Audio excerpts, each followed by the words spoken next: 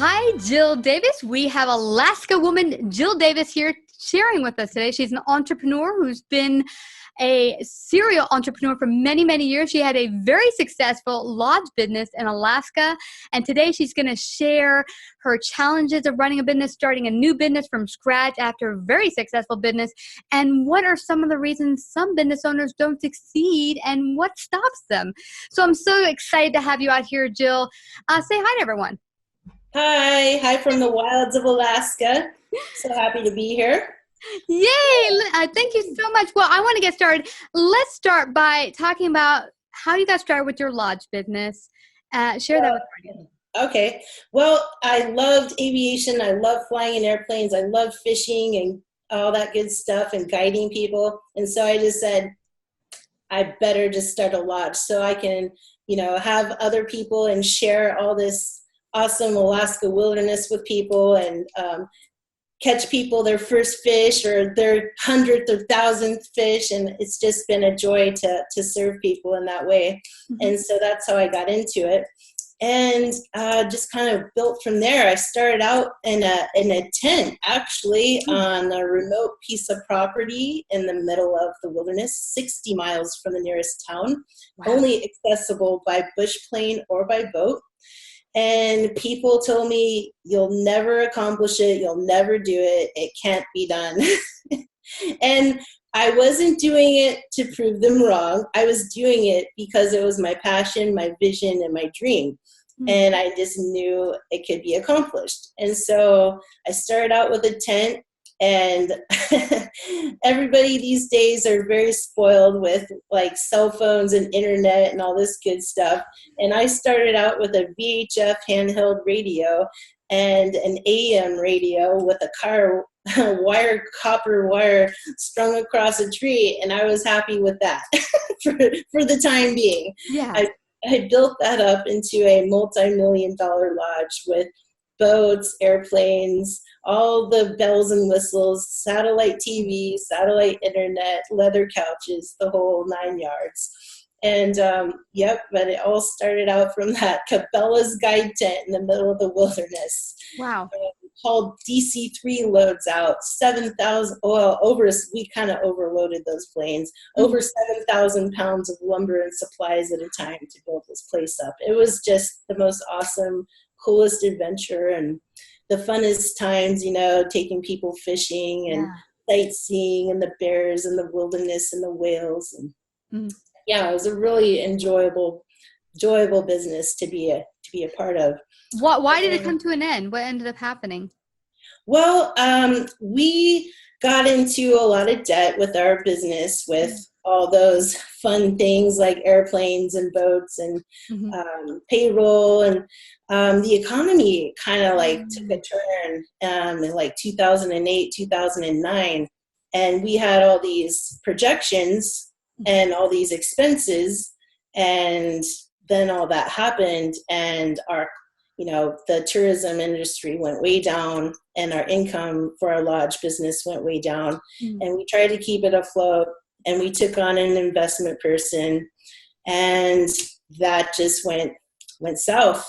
And our expenses were just more than what the lodge was making, and we were just tapped out and stretched out. And so we actually lost it to the partner because of all of it. Yeah. And so, we came to a reckoning. We were just sitting there and kind of saying, well, we even had to restart from below zero, bankruptcy. Lost not only the lodge and our home and even our vehicles, and went from these awesome lodge owners with the airplanes and the whole 9 yards to ground zero.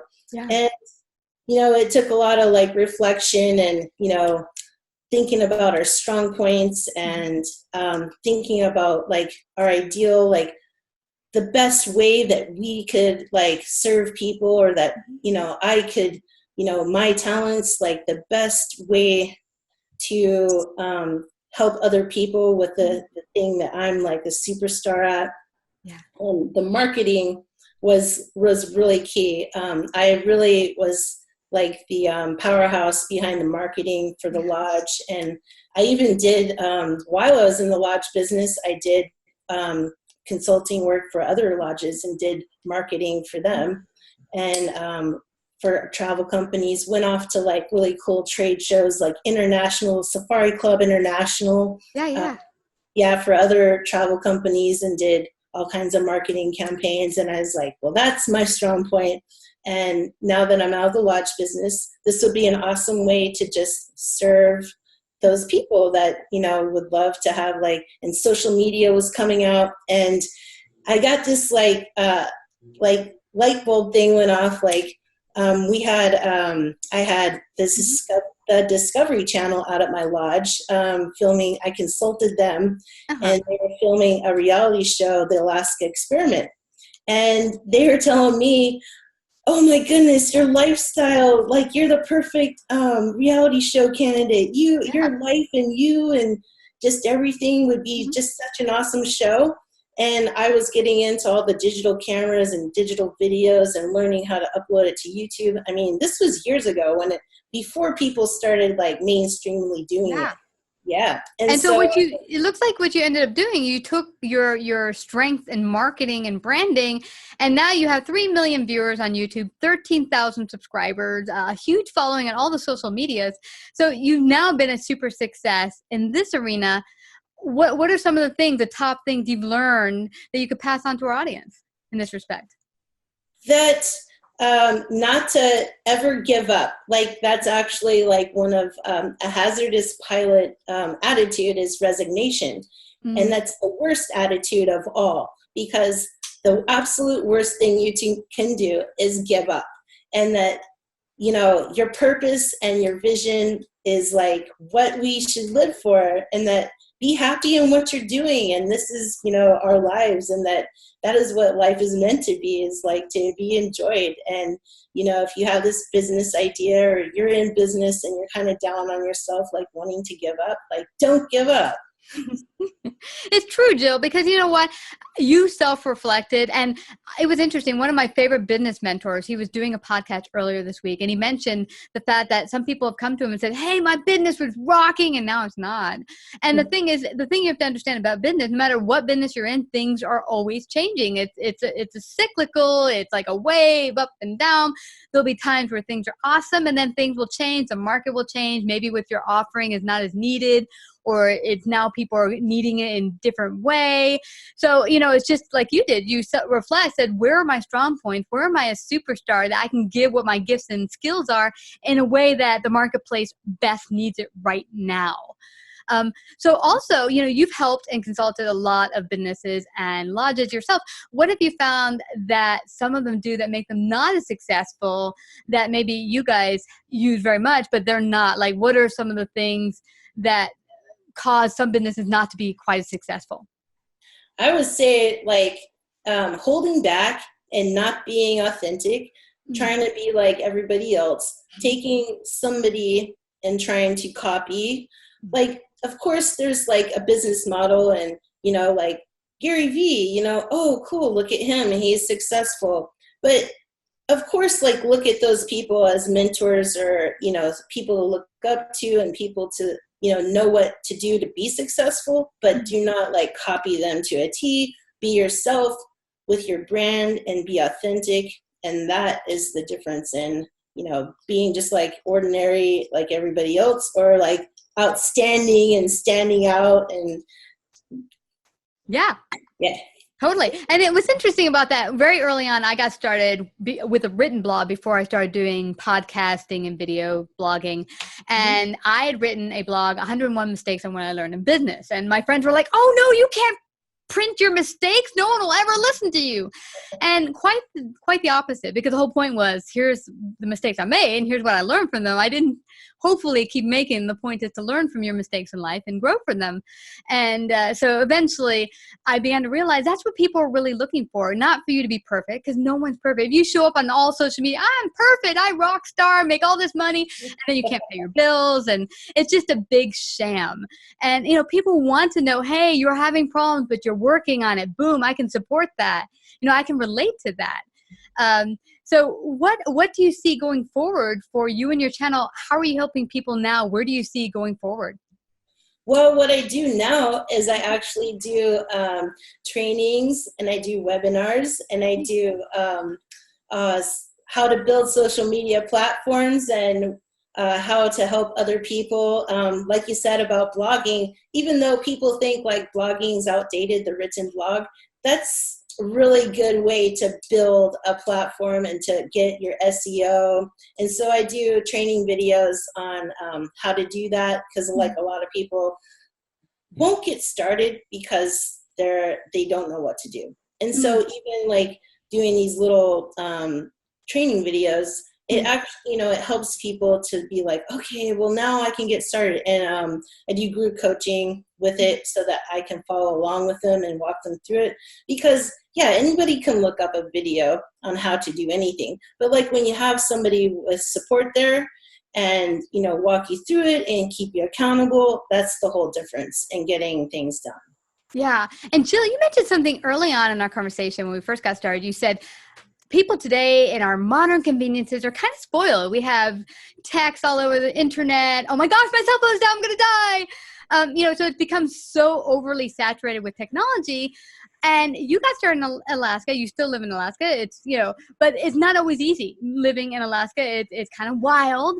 What have you found living in Alaska as a pilot, as a business owner, that has made you strong, and that people could use as a tip in business and in life from your experiences in Alaska? I would say learn how to operate and maneuver without being just so dead set on the outcome. Of course, we want to set goals and we want to achieve certain outcomes, but if you hold yourself back because what happened was not expected, that is just gonna prevent you from moving forward. Oh well, I tried that and it didn't work out this way, and so I'm never gonna try anything again. So don't get stuck in some redundant attitude of giving up because you did not get the results you wanted. Try your best, do your best, try your hardest, and just keep working at it, and don't give up, so soon in the game. Yeah. What I'm getting from that is really flexibility. Cross correct. It's okay, you made a mistake, keep going. What can I tweak? And then keep going. And maybe that one teeny weeny tweak could be the thing that totally explodes the business. But you won't know until you just go out there and just tweak it a bit. Yeah. Also, I did want to touch on something else that's one of the biggest chunks of advice that I actually got at a very young age, but I did not take it into consideration because I thought that it was a negative way to go into something. Somebody told me when I was in my 20s, he was a consultant, and he said, always have an exit strategy. And I go, with what? And he goes, with everything, with relationships, with this, with that, with your business. I'm go in a relationship with an exit strategy? Are you serious? And, I was young, and so I was kind of didn't have that mentality about it. But that's actually some of the best advice, because this person, a friend of mine, Roland Frazier, he does $1 billion deals. Wow. And he's all about the exit strategy. And I asking him about it, and he's oh yeah, that's so important. It's one of the most important things. And so it reminds me of a pilot. In pilot speak, always have an exit strategy. And in pilot speak, that means always be looking for a place to land. If the engine quits right now, where am I landing? Have that in the back of your mind. Exactly. And it's where's my alternate? Also, the weather's crappy. Where's my alternate? Exactly. So this is so cool because in life you don't know what's going to happen, but it's I've heard top athletes or Olympic athletes saying, I'm looking at the end result, and what I'm focused on is getting that end result. So it's kind of the same concept. Well, this has been fascinating, Jill. I want everyone to go to AlaskaWildAdventures.tv, correct? That's where they can Correct. find out more about you. Yeah, and your YouTube channel, which is Alaska Wild Adventures, correct? That's right. Yeah, and they Yeah. have to get your book, Alaska Man, a memoir of growing up and living in the wild of Alaska. You'll hear awesome flying stories in there and and business tips that you can use in your business. Thank you so much, Jill. It's been a blast chatting with you today on Savvy Broadcast. Thank you so much. Pleasure being here. Thank you.